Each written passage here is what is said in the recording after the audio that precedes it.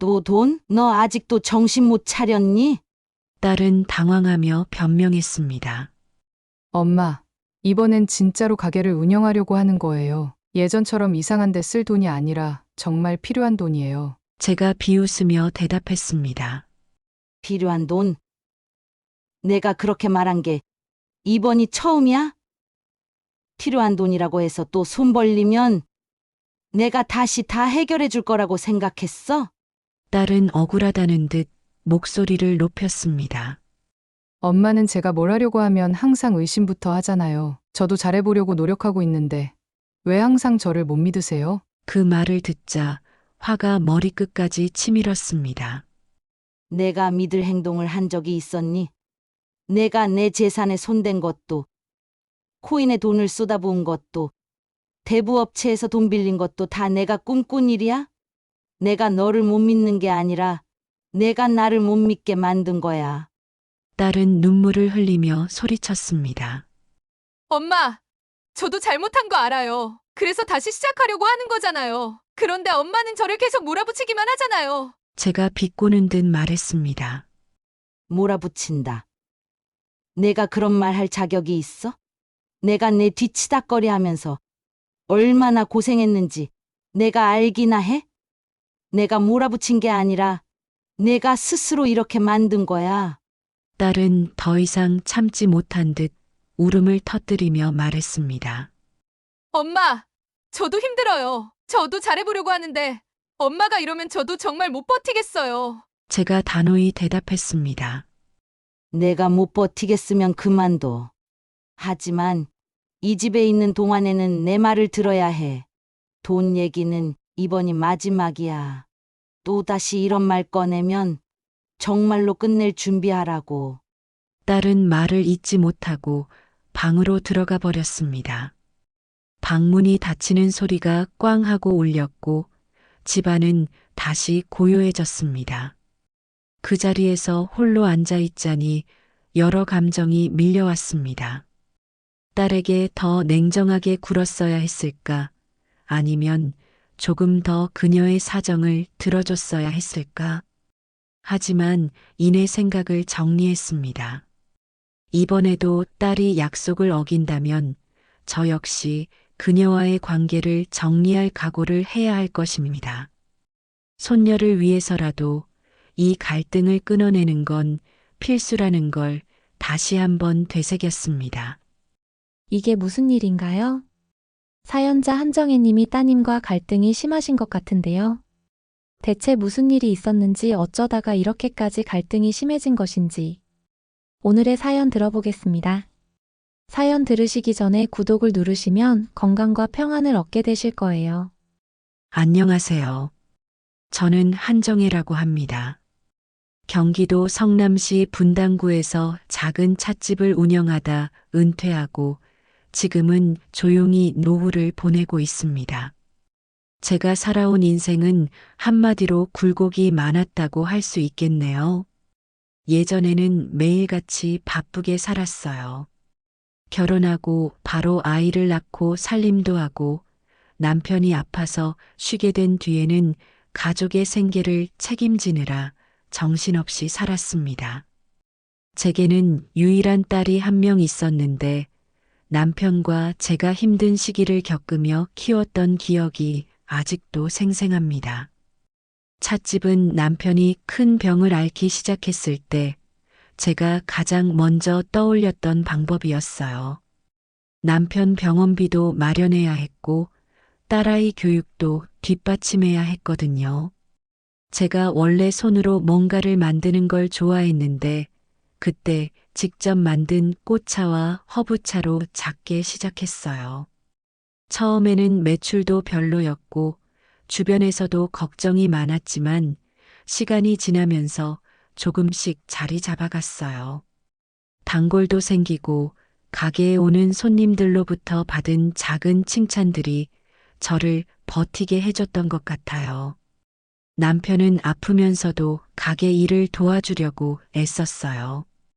당신은 몸도 불편하면서 카운터에 앉아 손님들하고 이야기를 나누는 걸 참 좋아했어요.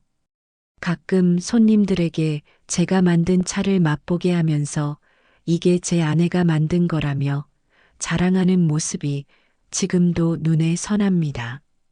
남편은 몇 년 전 결국 병을 이기지 못하고 세상을 떠났어요. 그때 딸은 결혼하고 손녀까지 낳아서 가정이 자리를 잡아가던 시기였어요. 남편이 떠난 뒤로도 저는 계속 찻집을 운영했어요. 딸도 이제 가정이 생겼으니 제 손길이 덜 필요했고 가게 일이 어느 정도 안정적이었으니 제가 가진 유일한 위안이었죠. 하지만 몇 해가 지나면서 제 허리가 점점 나빠졌어요. 허리 디스크라는 진단을 받고 나니 서서 오래 일하는 것도 힘들었고 가게 일을 혼자 하는 게 더는 무리라고 느껴졌어요. 결국 찻집을 정리하기로 결심했어요. 그 결심이 참 쉽지 않았습니다. 찻집은 제가 남편과 함께 만들고 지켜온 공간이었으니까요. 하지만 건강이 최우선이라는 생각에 가게를 접고 집에서 쉬기로 했어요. 그 후로 제 생활은 많이 조용해졌습니다. 가끔 동네 친구들과 산책을 나가거나 소소한 취미 생활을 즐기며 시간을 보냈어요. 그런데 그렇게 조용한 삶을 살던 저에게 몇 년 만에 큰 변화가 찾아왔습니다. 딸이 제게 이혼했다는 소식을 전해온 거예요. 처음엔 믿기지 않았습니다. 제가 알기로 딸의 결혼 생활은 평범하게 잘 흘러가는 듯 보였거든요. 물론 종종 사소한 다툼 얘기는 했지만 큰 문제는 없다고 생각했어요. 그런데 남편과의 갈등이 심해져 결국 헤어졌다는 얘기를 듣고 가슴이 철렁했어요. 딸은 어린 손녀와 함께 제 집으로 들어오겠다고 했습니다. 그 말을 들었을 때 제 마음은 복잡했습니다. 딸과 손녀가 집으로 들어오면 혼자만의 조용한 생활은 끝날 테고 새로운 책임감이 생길 것 같아 솔직히 두려웠어요. 하지만 한편으로는 딸과 손녀를 지켜줘야 한다는 생각이 컸어요. 제가 딸에게 어렵게 말했다는 게 기억납니다. 그래도 내 집은 내가 마련해서 나가야 하지 않겠니? 하지만 딸은 단호했어요. 엄마, 지금 제가 얼마나 힘든 상황인지 모르겠어요? 저와 아이가 갈 곳이 없어요. 제가 그 말을 듣고 더는 할 말이 없었습니다. 그렇게 딸과 손녀는 제 집에 들어왔고 새로운 일상이 시작됐어요. 처음엔 손녀와 함께하는 시간이 참 좋았습니다. 딸이 일을 나가면 제가 손녀를 돌봐주며 함께 놀았어요. 손녀는 밝고 활달한 아이였고 저를 너무 잘 따랐습니다. 저녁이면 딸이 퇴근해와 함께 식사를 하곤 했는데 저도 이렇게 다시 가족과 함께 사는 게 나쁘지 않다고 생각했어요. 하지만 딸과 함께 살면서 작은 갈등들이 생겨나기 시작했어요. 딸이 일을 나가느라 바쁘다며 집안일을 거의 하지 않았고 모든 게 제 몫이 되었어요. 처음엔 젊은 애가 일하느라 힘드니까 제가 도와줘야 한다고 생각했지만 갈수록 딸의 태도가 신경 쓰이기 시작했어요. 제가 뭔가를 부탁하면 항상 피곤하다며 미뤘고 심지어 제게 핀잔을 줄 때도 있었습니다. 엄마는 집에서 그냥 쉬면서 왜 이렇게 잔소리가 많아요? 제가 그 말을 듣고 마음이 아프면서도 화가 났습니다. 저도 제 나름대로 최선을 다해 살림을 꾸려가고 있는데 딸은 마치 제가 아무것도 하지 않는 것처럼 굴었으니까요. 저는 딸에게 말했어요. 너 요즘 너무 무례하다. 아무리 내가 힘들어도 어머니한테 그렇게 말하는 건 아니지 않니? 하지만 딸은 제 말을 대수롭지 않게 넘겼습니다. 이런 일상이 반복되면서 저는 점점 지쳐갔습니다. 그런데 얼마 지나지 않아 딸이 저를 충격에 빠뜨릴 말을 꺼냈습니다. 엄마, 저 요즘 너무 힘들어요. 딸이 퇴근 후 한숨을 푹 쉬며 소파에 털썩 주저앉았어요. 힘들긴 할 거야. 일을 하랴. 아이 돌보랴. 제가 대충 다가가 물 한 잔을 건네며 물었어요. 무슨 일인데 그렇게 힘들어? 그랬더니 딸이 고개를 들며 정색한 얼굴로 말을 꺼냈습니다. 엄마, 제가 곧 퇴사하고 사업을 해보려고 하는데 돈이 좀 필요해요. 사업. 어떤 사업을 하겠다는 건데? 제가 물었더니 딸이 뜸을 들이다 대답했어요. 네일 아트를 하려고 해요. 요즘 사람들한테 인기 많잖아요. 네일 아트라. 듣고 보니 딸이 뭔가 준비를 많이 한 듯 보였어요. 그런데 왜 갑자기? 내가 다니는 직장도 나쁘지 않잖아. 네일아트가 요즘 인기 많아도 창업이 쉬운 게 아니야. 경험도 없으면서. 딸은 짜증스러운 표정으로 저를 쳐다보며 말했어요. 엄마는 제가 뭘 해도 늘 이런 식이에요. 도전해보려고 하면 겁부터 주고. 내가 진짜 계획이 있어서 하는 거라면 겁주는 게 아니라 현실을 말하는 거야. 창업이 생각처럼 쉽지 않으니까. 그런데 네일아트라니. 적어도 기술 배운 적은 있어? 엄마, 제가 요즘 퇴근 후에 학원 다니고 있어요. 그것도 모른 채 왜 자꾸 반대하세요? 제가 조금 당황했어요. 그래도 학원을 다니면서 준비한 거라면 조금은 다를 수도 있겠다 싶었죠. 그래서 조심스럽게 물었습니다. 돈은 얼마나 필요하니? 그러자 딸은 천천히 말을 꺼냈습니다. 8천만 원 정도요. 8천만 원? 제가 놀라서 물었어요. 네일 아트를 시작하려면 가게 임대도 해야 하고 장비도 사야 하고 준비할 게 많아요. 엄마, 그동안 저희랑 살면서 저 많이 도와주셨잖아요. 딸이 너무 당연한 듯 말하는 걸 보고 가슴이 답답해졌습니다. 제가 딸에게 냉정히 말했어요. 내가 내 돈을 그렇게 쉽게 말하는 걸 보니 정말 준비가 됐는지 모르겠다. 네일아트가 어울리는 일이긴 해도 그런 식으로 접근하면 안 돼. 내가 나한테 손 벌리기 전에 은행 대출부터 알아보는 게 맞지 않겠니? 하지만 딸은 고개를 흔들며 대답했어요. 엄마, 저 은행 대출 못 받아요. 신용도도 낮고 월급도 쥐꼬리만한 사람한테 대출이 나오겠어요? 딸의 말이 이해가 안 되는 건 아니었지만 그렇다고 제가 가진 돈을 그렇게 쉽게 줄 수도 없는 노릇이었어요. 저는 딸을 보며 단호히 말했어요. 나도 내 인생 도와주고 싶지만 내 노후 자금을 내 계획 없는 창업에 쓸 수는 없어. 솔직히 내가 지금 허리 디스크 치료를 받느라 병원비도 꽤 들어가고 있어. 그리고 나도 모아둔 돈이 많지 않아. 엄마는 늘 그래요. 늘 자기 입장만 생각하고 남 생각은 안 해요. 딸이 이런 말을 뱉으며 방으로 들어가 버리는 걸 보니 화가 나기도 하고 서운하기도 했습니다. 저런 태도로 뭘 하겠다는 건지 마음이 복잡해지기 시작했어요. 그런데 얼마 지나지 않아 딸의 행동이 더 이상해지기 시작했습니다. 딸은 그날 이후로 저와 말을 거의 하지 않았습니다. 퇴근하면 곧바로 방으로 들어가 버리고 손녀도 제대로 돌보지 않았어요. 그나마 제가 손녀와 시간을 보내며 상황을 유지하려고 했지만 마음속에서 불편함이 점점 커졌습니다.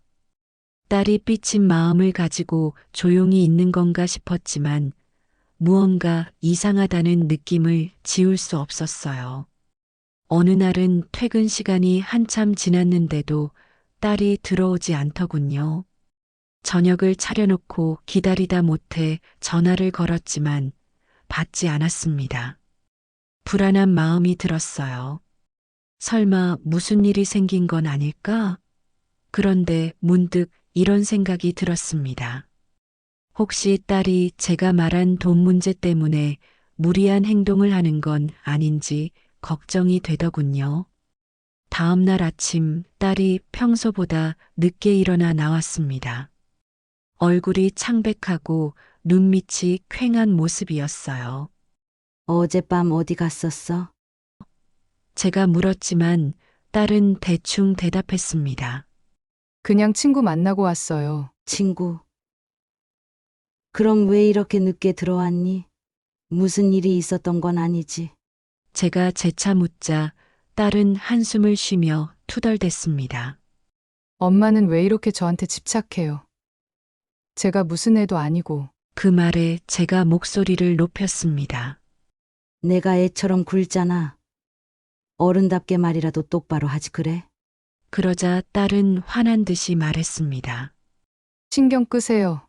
저도 제 방식대로 살고 싶어요. 그렇게 말하곤 방으로 들어가 문을 닫아버리더군요. 그 모습에 참담한 기분이 들었지만 한편으로는 뭔가 석연치 않았습니다. 제 딸은 원래 화를 내는 성격이 아니었거든요. 평소와 다른 태도에 뭔가 숨기는 게 있음을 직감할 수 있었어요. 며칠 뒤 은행에서 낯선 편지가 왔습니다. 대출 관련 안내문이었어요. 저는 깜짝 놀라 편지를 뜯어봤습니다. 제 이름으로 1억 원의 대출이 실행되었다는 내용이었어요. 머리가 띵해졌습니다. 제가 신청한 적도 없고 대출이 필요하지도 않았는데 이게 무슨 말인가 싶었어요. 서둘러 은행에 전화를 걸었습니다. 저는 당황한 목소리로 물었어요. 여기 대출 안내문이 왔는데 제가 신청한 적이 없거든요. 이거 어떻게 된 일이죠? 은행 직원은 차분히 대답했습니다. 고객님, 대출은 며칠 전에 승인되었습니다. 그 말을 듣고 저는 피가 거꾸로 솟는 기분이었습니다. 딸이 분명 제 이름을 도용해서 대출을 받은 거라는 생각이 들었어요. 제가 목소리를 누르며 물었습니다. 서류 작성할 때 신분증 확인도 하셨나요? 직원은 당연하다는 듯 대답했습니다. 신분증과 인감 도장을 확인했으니 문제 없었습니다. 위임장도 다 확인했습니다. 통화를 끊고 나서 제 신분증을 확인해 보니 분명히 제가 평소 쓰는 신분증과 인감 도장 위치가 바뀌어 있었습니다. 그렇다면 도장을 몰래 훔쳐서 사용했을 가능성이 컸어요. 가슴이 벌렁거리고 숨이 막히는 것 같았습니다. 제가 정말로 이런 일을 당했다는 사실이 믿기지 않았어요.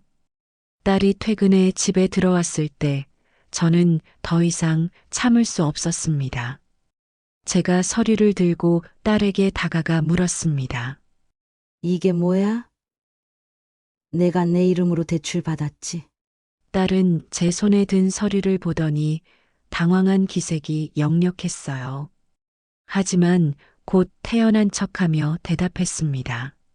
엄마, 그게, 그러니까, 제가 정말 갚을 거예요. 그 돈으로 사업을 시작하면 금방 갚을 수 있을 거라고요. 제가 말했죠.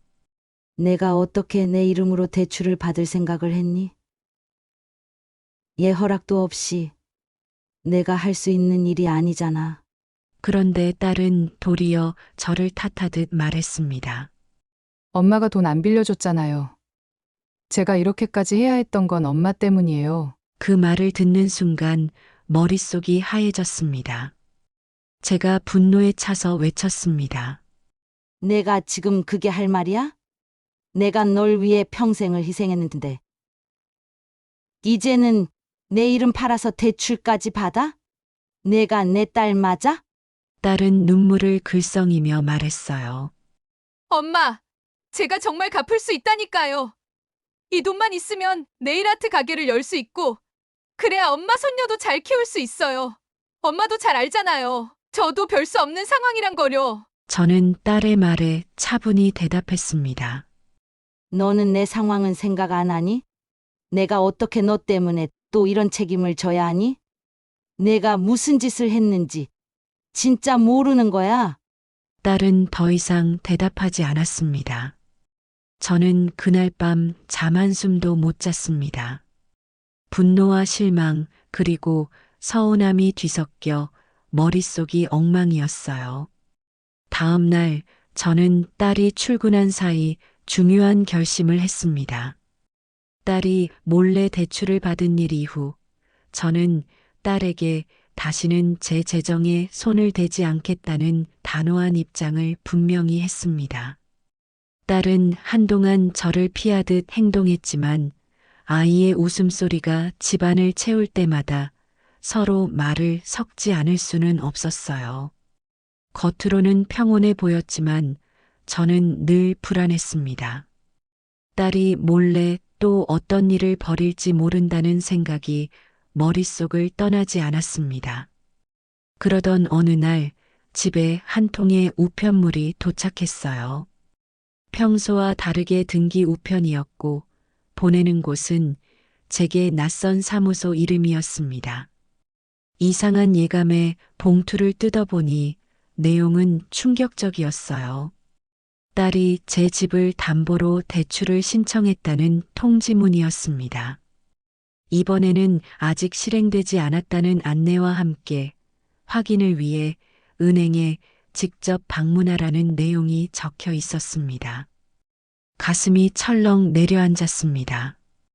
딸이 대출 사건 이후로는 조용히 지내는 듯 했기에 설마 또다시 이런 짓을 벌일 줄은 상상도 못했어요. 설마 은행 측에서 실수한 건 아닐까 하는 마음으로 바로 은행에 전화를 걸었습니다. 제가 직접 신청하지 않았는데 어떻게 이런 일이 가능합니까? 제가 조금 격양된 목소리로 따졌더니 은행 직원은 확인 후 대답했어요. 고객님께서 위임장을 작성하셨더군요. 직접 작성하신 게 아니신가요? 위임장이라니요. 저는 그런 걸 작성한 적이 없어요. 직원의 말에 분노가 치밀어 올랐습니다. 위임장이라면 제 서명이 필요할 텐데 그걸 어떻게 했다는 건지 의문이었어요. 딸이 그 일을 벌였다는 사실이 너무나 뻔했지만 스스로 믿고 싶지 않은 마음이 더 컸습니다. 바로 은행에 방문해 위임장을 확인하고 거기서 제 서명이 위조된 것을 확인했습니다. 딸이었습니다. 분명히 그녀가 제 서명을 흉내내서 작성한 것이 틀림없었습니다. 은행 직원이 미안하다는 말과 함께 이 상황을 해결하기 위해선 법적 조치를 취해야 할 수도 있다고 했지만 제 마음은 이미 무너져 내리고 있었어요. 딸이 이런 짓까지 벌였다는 사실에 더 이상 참을 수가 없었습니다. 그날 저녁 딸이 퇴근해 집에 돌아오자마자 저는 서류를 딸 앞에 내밀었습니다. 내가 또 무슨 짓을 했는지 알고 있니? 이번에는 집까지 담보로 잡겠다고 했더라. 이건 도대체 무슨 경우냐? 딸은 서류를 보는 순간 얼굴이 새파래졌습니다. 엄마, 그게 아니에요. 제가 그럴 리가 없잖아요. 딸은 어설프게 변명했지만 거짓말이었습니다. 제가 단호한 목소리로 말했어요. 내가 아니면 누가 했겠니?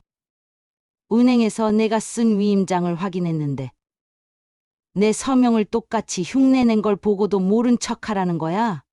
딸은 더 이상 부인할 수 없다는 듯 입술을 깨물며 고개를 숙였습니다. 엄마, 미안해요. 이번만 도와주세요. 제가 정말 잘못했어요. 엄마가 이번 일을 덮어주시면 제가 그 말을 듣는 순간 폭발할 수밖에 없었습니다. 2번만. 내가 저번에도 2번만이라고 했던 거 기억 안 나? 내가 계속 이러는 이유가 뭔 줄 알아? 내가 그동안 덮어줬기 때문이야. 내가 뭘 잘못했는지 깨닫게 하기 위해서라도 이번엔 절대 그냥 넘어가지 않을 거야. 딸은 울먹이며 저를 바라보았지만 저는 마음이 단단해졌습니다. 더 이상 저 자신을 희생하며 딸의 실수를 감싸줄 생각이 없었어요. 저는 딸에게 이렇게 말했습니다. 당장 은행에 가서 대출 신청 철회하고 모든 걸 원상태로 돌려놔. 그러지 않으면 이번엔 경찰에 신고할 거야. 딸은 무릎을 꿇으며 저를 붙잡았지만 이번엔 결코 흔들리지 않았습니다. 그날 밤 딸은 방에서 한참 동안 나오지 않았습니다. 저는 침대에 누워 잠을 이루지 못한 채 손녀의 얼굴을 떠올렸습니다. 이런 상황에서 손녀를 어떻게 해야 할지 고민이 깊어졌습니다. 결국 딸이 모든 걸 정리하지 않으면 아이의 미래까지 무너질 것이 뻔했으니까요. 다음 날 아침 딸은 은행으로 향하겠다고 말했습니다. 하지만 이번 일은 단순히 철회로 끝나지 않을 거라는 걸 저는 알고 있었어요. 딸에게 더 큰 변화가 필요한 시점이라는 걸 느꼈습니다. 그렇게 새로운 갈등의 싹이 다시 돋아나기 시작했습니다. 딸이 은행으로 향한다고 말했을 때 저는 일말의 희망을 품고 있었습니다. 그래도 스스로 문제를 해결하려는 모습을 보여주면 조금은 나아질 수도 있지 않을까 하고요. 하지만 제 경험상 딸이 지금까지 보여준 행동으로 미뤄볼 때 순순히 문제를 해결할 가능성은 낮았습니다. 그날 딸은 은행에 다녀온 뒤에도 아무 말이 없었습니다. 뭔가 이상하다는 느낌이 들었어요. 저녁이 되어서야 제가 먼저 물었습니다. 은행에 다녀왔다며? 어떻게 됐니? 딸은 대답을 얼버무리며 말했습니다. 아, 철회했어요. 이제 엄마 걱정 안 하셔도 돼요. 그 말을 들으면서도 마음이 놓이지 않았습니다. 딸의 태도나 말투가 너무 건성으로 느껴졌거든요. 제가 짧게 한숨을 내쉬고 다시 물었습니다. 철회했다는 증명 서류는 받아왔겠지? 나도 확인 좀 해보자. 그 말에 딸은 눈을 피하며 대답했어요. 아, 그거는 은행에서 처리했으니까 서류는 따로 필요 없대요. 그냥 신경 안 쓰셔도 된다니까요. 순간 머리가 뜨거워지는 기분이 들었습니다. 서류도 없이 그냥 말로만 철회했다니 어림도 없는 얘기였죠. 저는 딸을 똑바로 쳐다보며 말했습니다. 내가 지금 거짓말하고 있다는 거. 내가 모를 것 같니? 내 태도가 왜 이렇게 부자연스럽고 불안해 보이는지 스스로 생각 좀 해봐. 딸은 당황한 얼굴로 저를 쳐다보다가 결국 얼굴을 찡그리고 화를 냈습니다. 엄마는 왜 저를 못 믿어요? 제가 은행에 다녀왔다고 했잖아요. 언제까지 이렇게 저를 몰아세울 거예요? 그 순간 저는 마음속에서 마지막 끈이 끊어지는 것 같았습니다. 못 믿겠어. 못 믿겠다고. 내가 한 짓이 뭐고 내가 이걸 몇 번을 덮어줬는지 기억이 안 나니? 내가 지금 이러는 게 다 내가 너를 믿어주고 봐준 결과야. 이제 더 이상은 안 돼. 딸은 더 이상 말을 잇지 못하고 방으로 들어가 버렸습니다. 저는 그날 밤도 잠들지 못했습니다. 이대로라면 딸이 또 다른 일을 저지를 것이 분명하다는 생각에 머리가 터질 것 같았어요. 저는 다음 날 아침 은행으로 직접 갔습니다. 딸이 정말로 대출을 철회했는지 확인하기 위해서였습니다. 은행 직원은 저를 보자 당황한 얼굴로 말했습니다. 고객님, 대출 철회 요청이 없었습니다. 오히려 어제 추가로 서류를 제출하셨던데요. 그 말을 듣는 순간 저는 피가 거꾸로 솟는 느낌이 들었습니다. 추가 서류라고요? 네. 대출 실행을 빠르게 진행하려고 추가 서류를 보완했다고 하셨습니다. 이건 더 이상 넘길 일이 아니었습니다. 제가 떨리는 목소리로 물었습니다. 그 서류 누가 제출했나요? 직원은 이미 알고 있는 사실을 말하듯 조용히 대답했습니다. 따님이요. 저는 은행을 나와 집으로 돌아가는 내내 화와 서운함이 뒤섞인 감정에 치를 떨었습니다. 집에 도착하자마자 딸을 불렀습니다. 문 앞에서부터 냉정한 목소리로 말했죠. 나랑 이야기 좀 하자. 딸은 마지못해 거실로 나왔고 제가 바로 물었습니다. 내가 어제 은행에 추가 서류를 제출했다는 얘기를 들었어. 대출 철회는커녕 실행을 서두르고 있다고 하더라.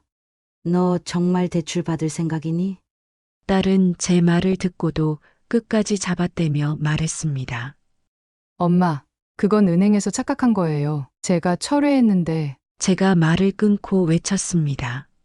거짓말하지 마. 내가 내 행동을 뻔히 아는데 지금도 끝까지 변명할 생각이야? 딸은 갑자기 울기 시작하며 말했어요. 엄마는 제가 얼마나 힘든지 전혀 모르잖아요. 저는 엄마한테 의지할 수밖에 없다고요. 제가 그 말을 듣고 비웃으며 말했습니다. 내가 나한테 의지하고 싶으면 나를 배신하지 말았어야지. 내가 힘들다는 걸 모르는 게 아니야. 하지만 내 방식은 틀렸어. 이건 의지가 아니라 도둑질이야. 딸은 아무 말도 못하고 눈물만 흘렸습니다. 저는 그 모습을 보며 마지막으로 결심을 내렸습니다. 이제는 법적으로라도 이 상황을 끝내야 한다는 생각이 강하게 들었어요. 저는 차분히 말했습니다. 이제 더 이상 내 말을 믿을 수가 없다. 당장 이 문제를 정리하지 않으면 나는 경찰에 신고할 거야. 딸은 울면서 방으로 들어갔고 저는 그 자리에 앉아 한참을 멍하니 있었습니다. 손녀의 웃음소리가 들리는데도 전혀 마음이 풀리지 않았습니다. 이 일이 어떻게 끝날지 모른다는 두려움이 마음 한구석에 자리 잡고 있었죠. 다음 날 저는 다시 은행에 방문하기로 했습니다. 이번에는 법적 조치를 취하기 위한 상담도 함께 받을 생각이었어요. 딸이 마지막으로 어떻게 나올지 저는 끝까지 지켜보려 했습니다. 다음 날 아침 저는 딸과 어떤 대화도 나누지 않은 채 은행으로 향했습니다. 마음속에서 두 가지 감정이 끊임없이 충돌하고 있었습니다. 한쪽에서는 딸이 마지막 순간이라도 스스로 깨닫고 문제를 해결하기를 바라는 마음이 있었지만 다른 한쪽에서는 그런 기대조차 이제는 어리석은 게 아닐까 싶었습니다. 은행에 도착하니 담당 직원이 저를 알아보고 조심스럽게 상황을 설명했습니다. 대출이 아직 최종 실행된 상태는 아니지만 추가 서류가 접수되었으니 몇 단계만 더 진행되면 철회가 불가능하다고 했습니다. 저는 결연히 말했습니다. 이 대출은 철회해야 합니다. 그리고 이 과정에서 내 서명이 위조되었을 가능성이 있으니 이를 바로잡기 위해 어떤 절차를 밟아야 하는지 알려주세요. 직원은 당황한 듯 저를 쳐다보며 대답했어요. 고객님, 이 경우에는 경찰에 신고를 하셔야 할 가능성이 큽니다. 저희 쪽에서 내부 조사를 진행할 수는 있지만 위조나 사기 혐의가 있다면 법적 조치가 필요합니다. 그 말을 듣는 순간 저는 딸이 경찰 조사를 받게 될지도 모른다는 생각에 가슴이 덜컥 내려앉았습니다. 그래도 이번만큼은 단호하게 나가야 했습니다. 딸이 이런 식으로 문제를 덮고 넘어가려는 태도가 반복된다면 결국 제 인생뿐만 아니라 딸 자신의 삶도 망가질 테니까요. 은행에서 나오는 길 딸에게 전화했습니다. 목소리는 최대한 침착하려고 했지만 말이 나오자마자 분노가 섞여버렸습니다. 은행에서 확인했어. 너 정말 나 몰래 집을 담보로 대출받으려고 했지? 딸은 한참 침묵하더니 한숨을 쉬며 말했습니다. 엄마, 정말 미안해요. 제가 이렇게까지 할 생각은 아니었는데. 제가 딸의 말을 끊으며 말했습니다. 그렇게 말하지 마. 내가 정말 미안했다면 처음부터 이런 짓을 하지도 않았겠지. 내가 지금 경찰에 가서 신고할 생각이 있다는 걸 알아도 이번엔 내가 책임져야 해. 딸은 놀란 목소리로 외쳤습니다. 엄마, 그건 안 돼요. 제가 잘못했어요. 정말이에요. 그러니까 이번만은. 제가 차갑게 대답했습니다. 이번만은 내가 지난번에도 똑같이 말했어. 이번만 봐달라고. 그리고 또 이런 짓을 했지. 이번엔 더 이상 안 넘어갈 거야. 내가 나를 망쳐놓기 전에 내가 먼저 막아야겠어. 그날 저녁 딸이 집으로 돌아왔습니다. 저는 그녀가 손녀를 안심시키기 위해 일부러 밝은 척하는 모습을 보며 마음이 무거워졌습니다. 하지만 방으로 들어가 딸과 단둘이 마주했을 때는 더 이상 피할 수 없었습니다. 제가 딸에게 말했어요. 마지막으로 묻겠다. 이 문제를 내가 책임지고 해결할 거니? 아니면 내가 법적으로 진행할 거니? 딸은 고개를 떨구고 말을 이어갔습니다. 엄마, 제가 처리할게요. 정말이에요. 제가 처리하고 다시는 이런 일 없을 거예요. 저는 딸의 말을 믿지 않았습니다. 내 말만으로는 이제 부족해. 내일 당장 은행에 가서 내 앞에서 철회하는 걸 보지 않으면 그 자리에서 바로 경찰을 부를 거야. 딸은 제 단호한 태도에 아무 말도 하지 못한 채 고개만 끄덕였습니다.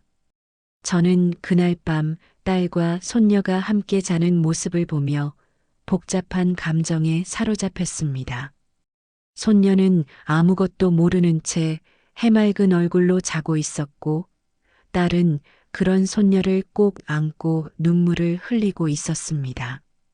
그 모습에 마음이 아프면서도 제가 이 결정을 내리지 않으면 딸도 손녀도 더 큰 어려움을 겪게 될 것이라는 걸 알았습니다.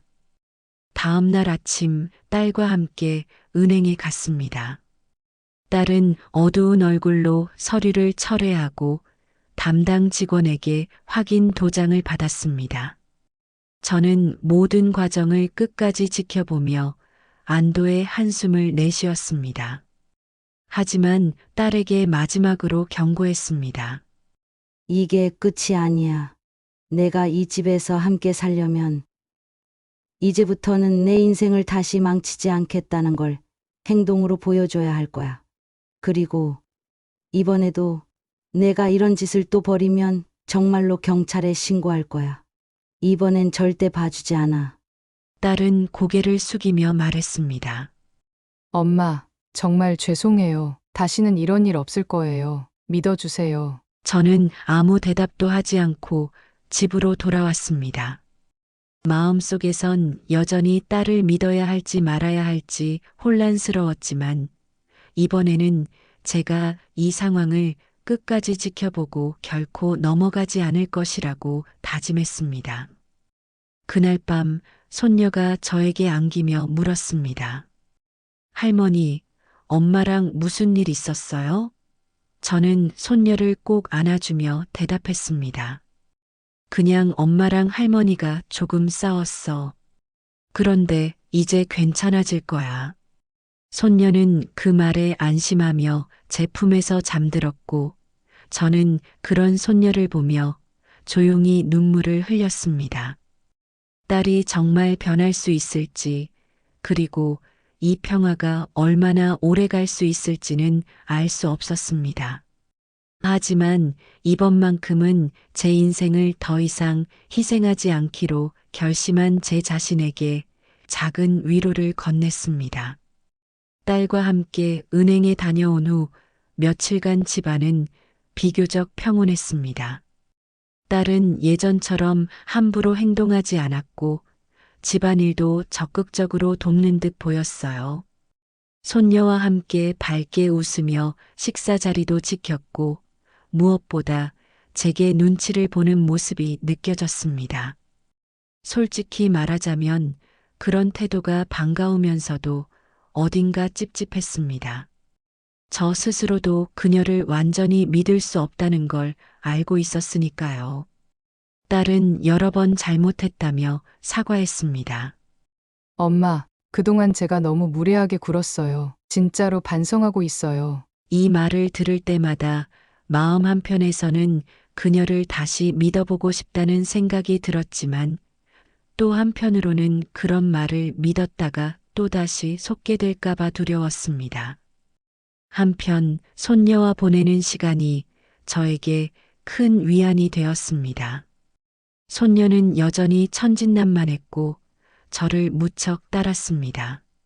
할머니, 엄마가 요즘 일찍 들어오고 나랑 놀아줘요. 엄마가 할머니랑도 사이가 좋아졌으면 좋겠어요. 그런 말을 들으면 가슴이 먹먹해졌습니다.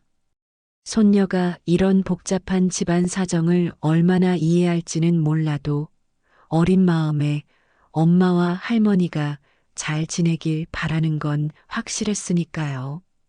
그런데 평화는 그리 오래 가지 않았습니다. 딸이 다시 슬슬 늦게 들어오기 시작한 겁니다. 처음엔 일이 늦게 끝났다는 변명이었지만 두 번째, 세 번째가 되자 점점 의심스러웠습니다. 아이와 둘이 저녁을 먹으며 딸이 올 때까지 기다리는 일이 잦아졌습니다. 딸이 집에 들어오면 저는 늘 똑같은 질문을 던졌습니다. 어디 갔다 왔니?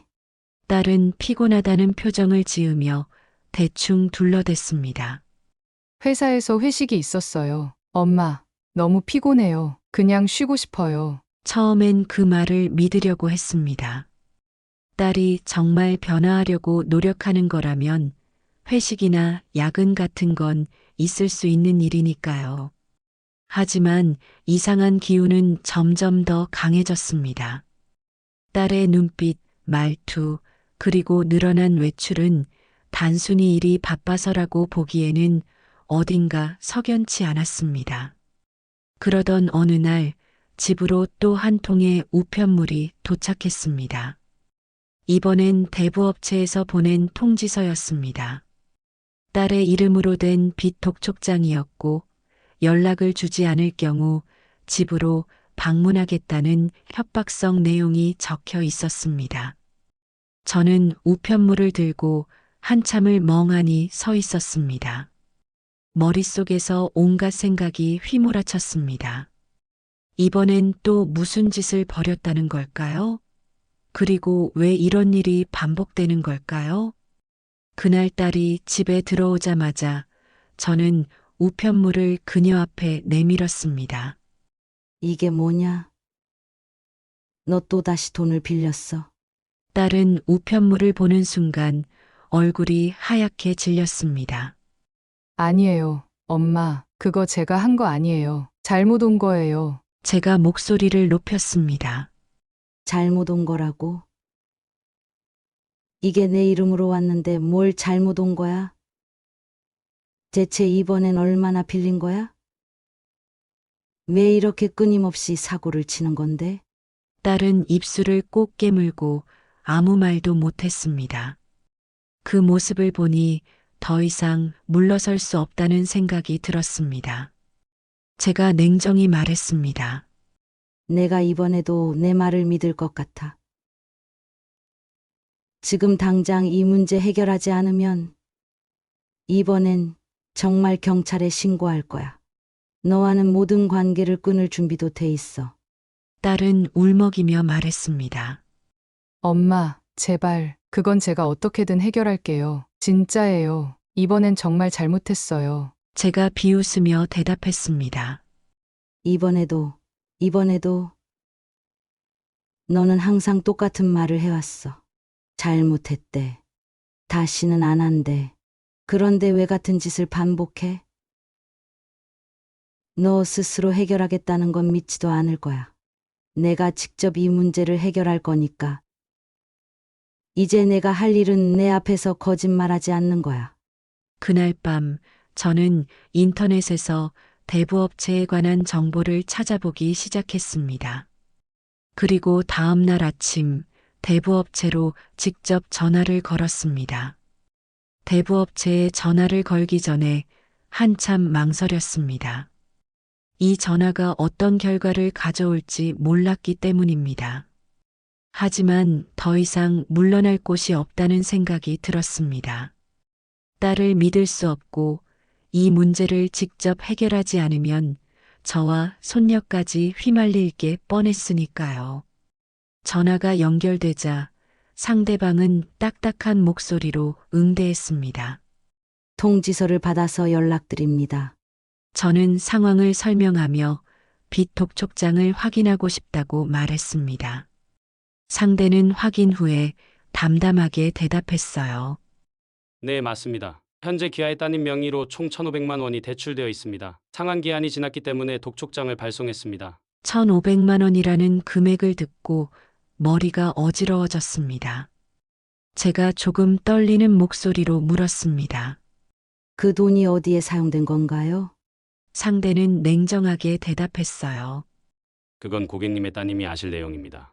더 이상 들을 필요가 없었습니다. 제가 전화를 끊고 손을 부들부들 떨며 딸의 방으로 갔습니다. 이번에는 정말 끝장을 봐야겠다고 결심했어요. 문을 열고 들어가니 딸은 이미 저를 피해 침대에 누워있는 척하고 있었습니다. 저는 딸을 쏘아보며 말했습니다. 내가 이번에 또 얼마나 빌렸는지 알았어. 1,500만 원이야. 그리고 이 돈이 어디에 쓰였는지는 내가 대답해야겠지. 딸은 무언가 변명하려는 듯 입을 열었지만 제가 말을 끊었습니다. 말도 안 되는 핑계는 듣고 싶지 않아. 어디에 썼어? 그리고 네일 아트 샵은 어떻게 됐니? 처음엔 그거 차린다고 난리를 치더니 이제 그 얘기는 아예 없더라. 처음에 내 명의로 빌린 1억 원으로 차린 거 아니었어? 딸은 순간 움찔하며 표정을 굳혔습니다. 제가 바로 이어서 물었습니다. 말 좀 해봐. 돈 빌려서 네일 아트 샵 차린다더니 지금은 대체 뭐가 어떻게 된 거야? 딸은 한참을 망설이더니 결국 천천히 입을 열었습니다. 엄마, 사실 네일아트 샵을 차리려고 하긴 했어요. 그런데 조금 더 크게 해보고 싶었어요. 그래서 제가 그녀의 말을 끊으며 소리쳤습니다. 그래서 뭐? 또 뭘 했다는 건데? 딸은 고개를 숙이며 작은 목소리로 대답했습니다.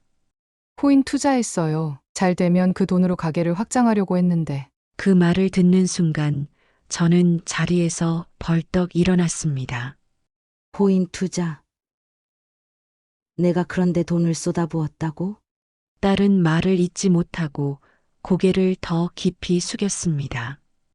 저는 쏟아지는 분노를 참을 수 없었습니다. 내가 그렇게까지 해서 가게를 키우고 싶었다면 내가 분명히 말했잖아. 네일 아트는 내 손기술과 노력으로 키우는 거지. 그런 허황된 데 기대는 게 아니라고. 그런데도 내 말을 무시하고 또다시 그런 짓을 했어? 딸은 울먹이며 변명했습니다. 엄마, 처음에는 정말 잘 됐어요. 돈이 계속 불어나더라고요. 그래서 더 넣었는데 갑자기 시장이 폭락하면서 다 날아갔어요. 제가 허탈하게 웃으며 대답했습니다. 그래서 이번에는 대부업체에서 돈을 빌렸다는 거야. 코인 잃은 돈 메우려고. 얘가 지금 무슨 일을 벌였는지, 얼마나 심각한 건지 진짜 모르는 거니? 딸은 눈물을 흘리며 말했습니다. 엄마, 정말 잘못했어요. 제가 너무 욕심 부렸던 것 같아요. 하지만 그때는 정말 이게 최선이라고 생각했어요. 제가 딸을 똑바로 쳐다보며 말했습니다. 욕심. 내 욕심이 얼마나 큰지 이제야 알겠네. 내 이름으로 대출을 받더니 내 가게를 핑계 삼아 코인 투자까지. 그리고 또 대부업체까지 끌어들여. 내가 이렇게 살다 보면 결국 손녀까지 망칠 거야. 딸은 울며 저에게 매달렸습니다. 엄마, 정말 이번엔 잘못했어요. 다시는 이런 짓 안 할게요. 제발 한 번만 더 믿어주세요. 그 말을 듣는 순간 저는 마음속으로 결단을 내렸습니다. 더 이상 이런 식으로는 안 되겠다는 생각뿐이었습니다. 딸이 손녀와 제 삶을 망치기 전에 이제는 확실히 끝내야 한다는 결심이 섰습니다. 딸은 울면서 손으로 얼굴을 가렸지만 저는 멈추지 않았습니다. 이번엔 너한테 마지막으로 기회를 줄 거야. 하지만 내가 다 정리한 뒤에는 너도 책임을 져야 해. 손녀가 여기 있는 동안 내가 더는 이런 짓을 못하게 할 방법을 찾을 거야. 그리고 내가 집에서 나가야 할 수도 있어. 딸은 깜짝 놀라며 저를 쳐다보았습니다. 엄마, 그게 무슨 소리예요? 제가 나가면 제 딸은요? 제가 단호히 대답했습니다. 손녀는 내가 책임질 거야. 내가 변하지 않으면 그 아이도 망칠 게 뻔해.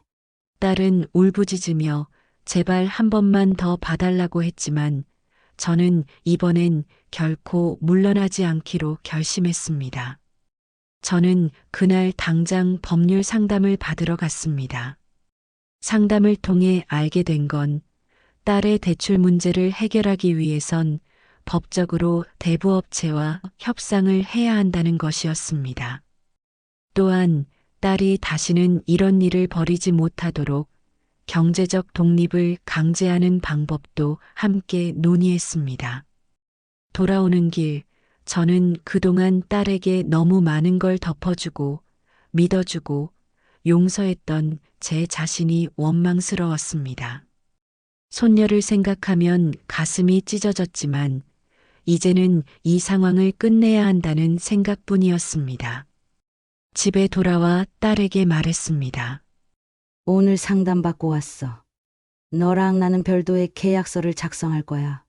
앞으로는 내가 내 재정이나 집에 손대는 순간 너와 나는 법적으로 남남이 될 거다.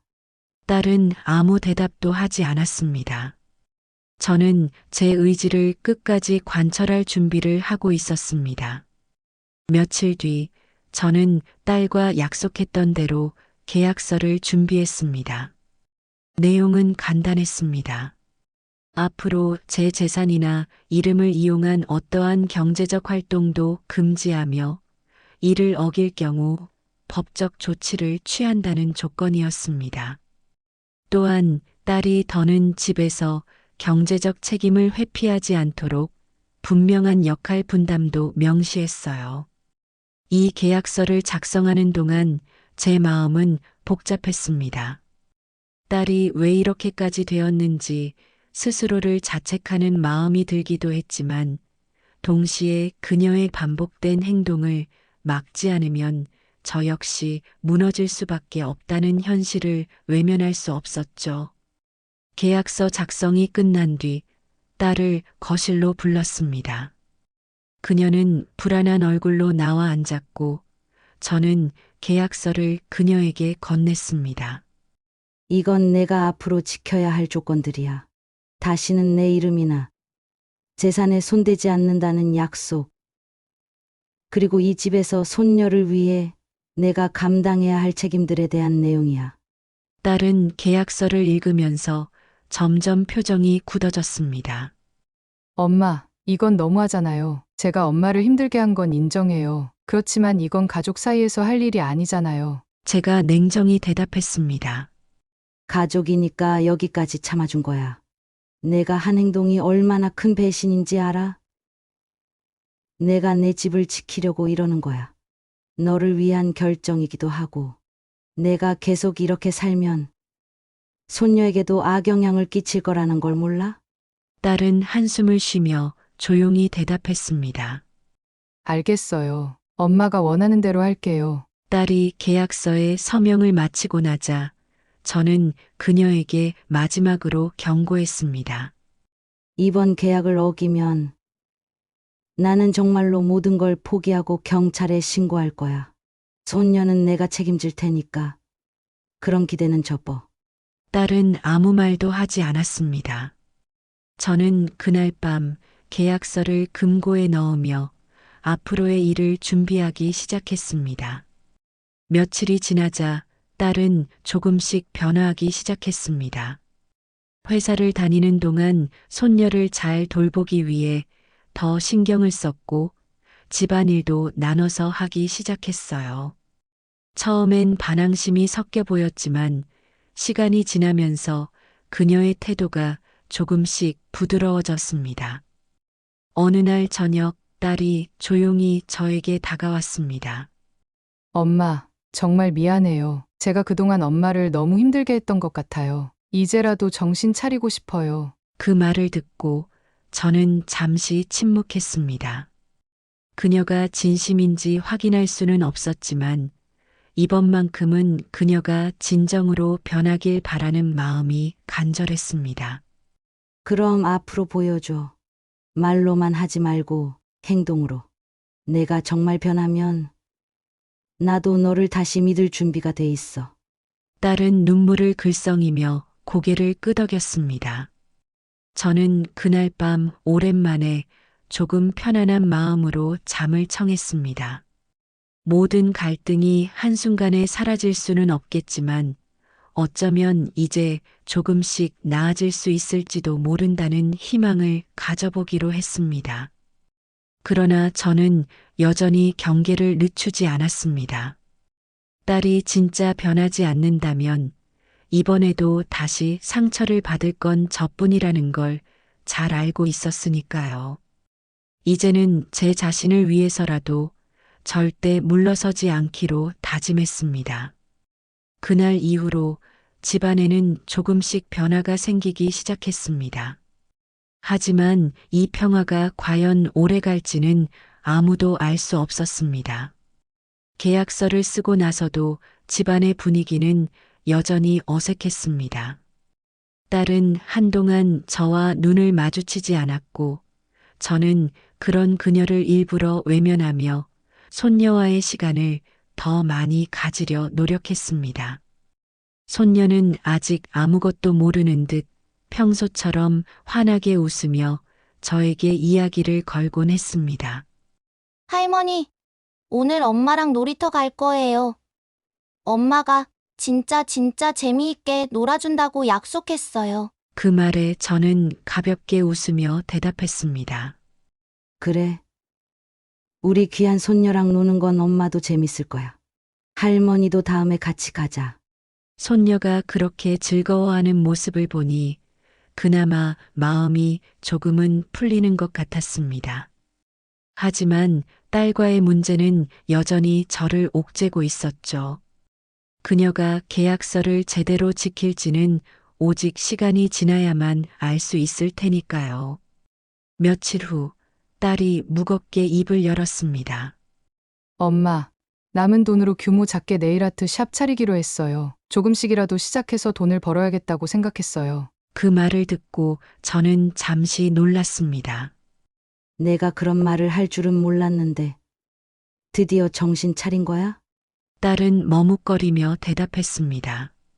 솔직히 엄마 말이 맞았어요. 제가 너무 욕심부리고 이상한 데 돈을 쓰면서 스스로 망가졌던 것 같아요. 그래서 다시 시작해 보려고요. 저는 속으론 안도했지만 겉으로는 차갑게 대답했습니다.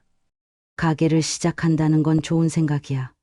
하지만 이번에는 정말 내 손으로 하나하나 해나가야 해. 더는 헛된 욕심에 손 벌리지 말고 내 도움도 기대하지 마.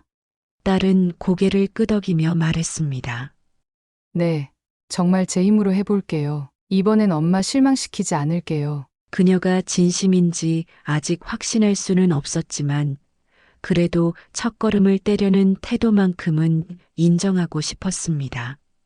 손녀와 딸을 위해서라도 제가 그녀를 완전히 밀어내기보단 조금은 지켜봐야겠다는 생각이 들었습니다. 그날 이후 딸은 아침 일찍 일어나 가게 준비를 시작했습니다.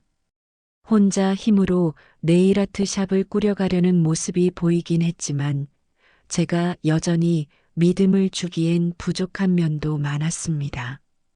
특히 저녁에 집에 들어오지 않거나 손녀를 저에게 맡긴 채 어딘가로 가버릴 때마다 의심스러웠습니다. 한 번은 밤늦게 들어온 딸에게 제가 날카롭게 물었습니다.